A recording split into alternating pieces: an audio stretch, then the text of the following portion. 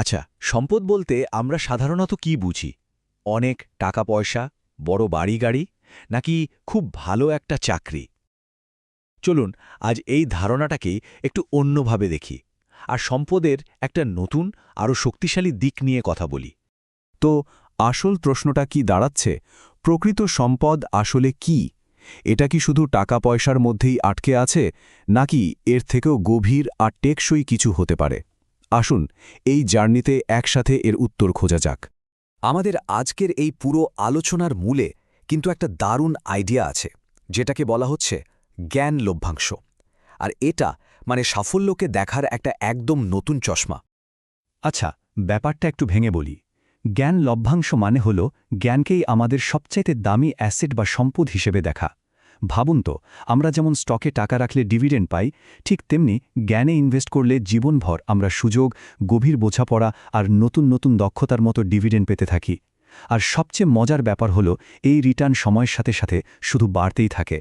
এই পুরো আইডিয়াটার সারমর্ম কিন্তু একটাই সহজ কথা: জ্ঞানই সবচেয়ে বড় সম্পদ। কেন? কারণ টাকা পয়সা, সম্পত্তি এগুলো তো আজ আছে কাল নেই, কিন্তু যে জ্ঞান বা প্রজ্ঞা একবার অর্জন করা হয় সেটা কিন্তু কেউ আপনার কাছ থেকে কেড়ে নিতে পারবে না। এটা একদম আপনার ব্যক্তিগত আর পুরোপুরি সুরক্ষিত একটা সম্পদ। থিওরি তো হলো, কিন্তু বাস্তবে এটা কিভাবে কাজ করে? আসুন একটা সহজ উদাহরণ দিয়ে জীবনের দুটো একদম আলাদা দর্শনকে পাশাপাশি রেখে দেখি। ধরুন আপনি একটা চাকরির সিদ্ধান্ত নেবেন। আপনার সামনে দুটো রাস্তা। দেখুন, এখানে চিন্তার দুটো আলাদা ধরন। একটা রাস্তা হলো যেটা আপনাকে এখনই অনেক বেশি বেতন দেবে, এতে হয়তো হাতের সাথে সাথে বেশ কিছু টাকা আসবে, কিন্তু হতে পারে কাজটা আপনার পছন্দের না, বা সেখানে নতুন কিছু শেখার সুযোগ খুব কম।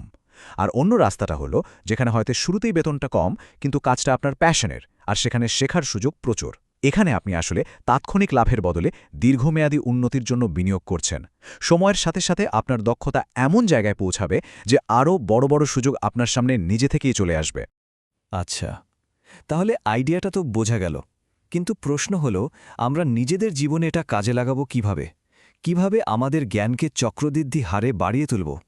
এর জন্য কয়েকটি সহজ কিন্তু খুব পাওয়ারফুল স্টেপ আছে, যেমন নতুন কিছু শেখার জন্য সময় আর টাকা দুটোই ইনভেস্ট করা।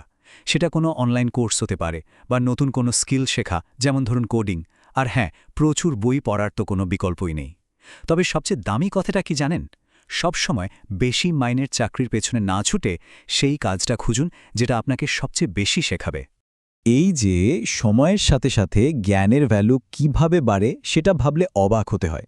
প্রথম বছরে হয়তো তেমন কিছু মনে হবে না, কিন্তু 5 বছর 10 বছর পর আপনার জমানো জ্ঞান আর দক্ষতা আপনাকে এমন জায়গায় নিয়ে যাবে যা আপনি হয়তো কল্পনাও করেননি।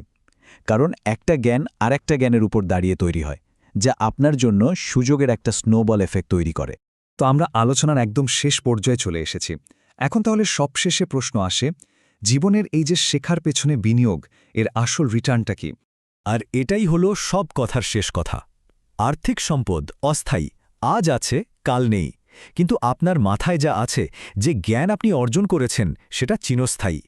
এটা এমন এক সম্পদ যা বাজারের ওঠানামাই হোক বা জীবনের কোনো ঝড়, কোনো কিছুই কেড়ে নিতে পারে না। এটা সব সময় আপনার সাথেই থাকবে। তাই শেষ করার আগে একটা প্রশ্ন সবার জন্য রেখে যাই। একদম শেষে গিয়ে যখন আমরা পেছনে ফিরে তাকাবো, তখন আমাদের লিগেসি বা উত্তরাধিকার কি হবে?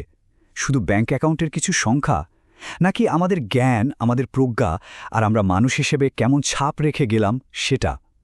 ব্যাপারটা কিন্তু ভাবার মতো, তাই না?